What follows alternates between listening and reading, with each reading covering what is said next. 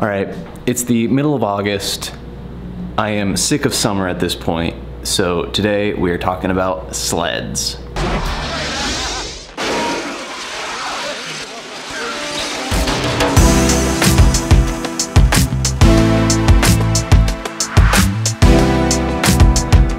Okay, maybe not that type of sled, but today we're talking about table saw sleds. So just a couple of days ago, I put up some build plans on my website to purchase, link in the description. And when I was making those, I realized how much I use table saw sleds and just how useful they are to my woodworking.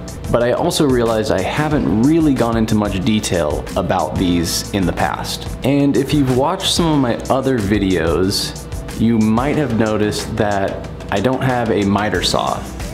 And I've actually never owned a miter saw.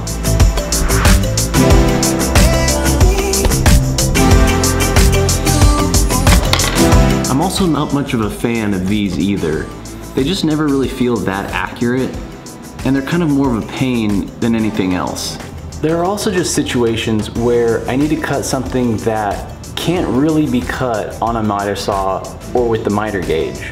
Things like curves or really tight angles are great examples of when a table saw sled comes in really handy. I also think I just get a much cleaner, more accurate, and repeatable cut when I use a table saw sled. All right, enough of the chit chat, let's go sledding. That's actually what I say to myself every time I make a new sled. So the first thing I do is I get a piece of plywood that is wider than the piece that I'm going to cut. I also need one edge to be nice and straight, because then what I'll do is I'll set my fence and then I'll trim just a tiny bit off the opposite edge, and that will establish my cut line.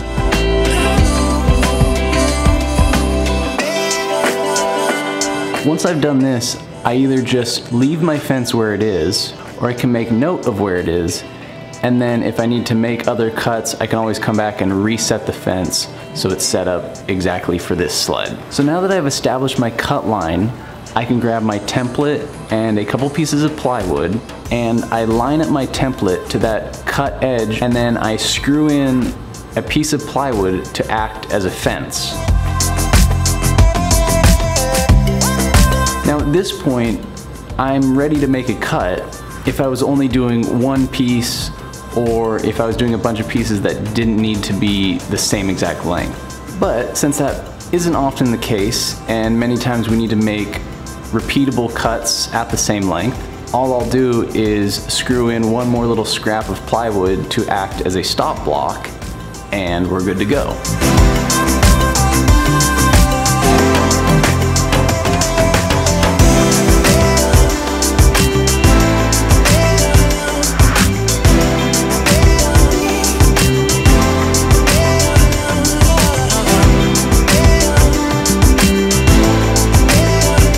A sled like this is also really handy because I'm able to just take a couple screws out, shift my fence, and now I'm ready to cut a completely different angle with very little adjustment.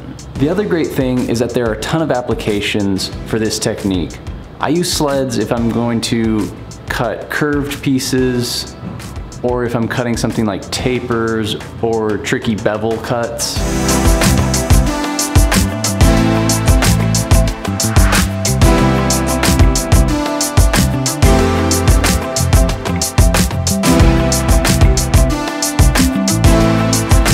Is just a super useful technique to have in your pocket, and maybe it'll save you some cash if you've been on the fence about buying a miter saw. I know for me it has been one of the most useful techniques that I use in my woodworking, so maybe just see for yourself and give it a try. You don't have to take my word for it.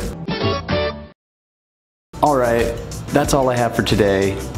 Hopefully I haven't misled you on this one, but real quick before I go, a couple days ago I announced I'm now offering plans and some merch, and I started a Patreon, and so far the response to that has been totally unreal. I am just blown away by everyone's support and generosity, so I just want to say thank you very much. Okay, this time I'm going to leave you with a quote from my great-grandfather. Back when I was a little kid, he used to wake me up on the weekends and he would always say, "Hey, sleepyhead, get out of bed. It's time to make a table saw sled." That's a total lie. None of that is true.